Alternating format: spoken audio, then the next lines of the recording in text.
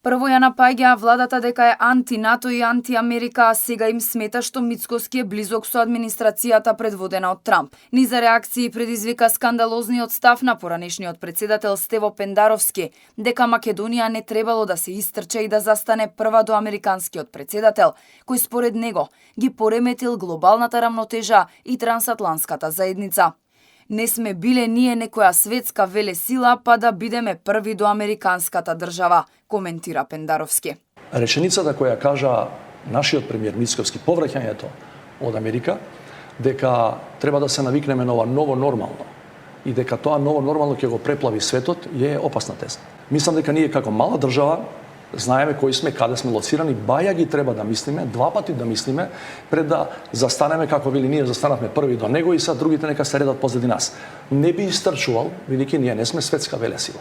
Стево троши си ја пензијата, не се брукај и не ја руши позицијата на Македонија, реагираше вице-премиерот Александар Николовски по критиките на Пендаровски за надворешната политика на македонската влада.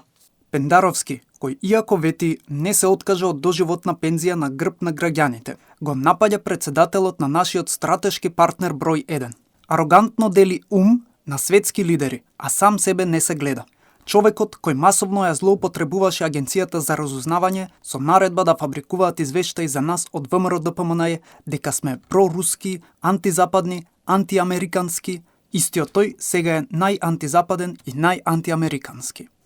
Реагираше и поранешниот министер за надворешни работи Милошовски. Според него, проценките на Пендаровски треба да се земаат со голема резерва, бидејќи немаат доследност, а имаат повеќе оговарачка отколку аналитичка основа.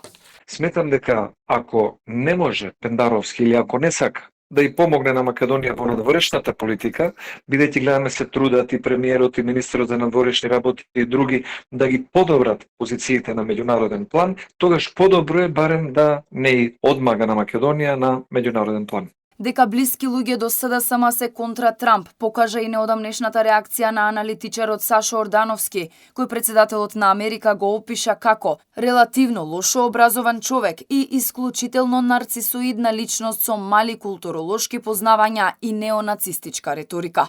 Инаку власта предводена од Христијан Мицкоски веднаш по доаѓањето на Трамп на власт се позиционираше рамо до рамо со стратешките партнери САД, откаде стигна поддршка за напредокот на Македонија и иницијатива за продлабочување на соработката меѓу Скопје и Вашингтон.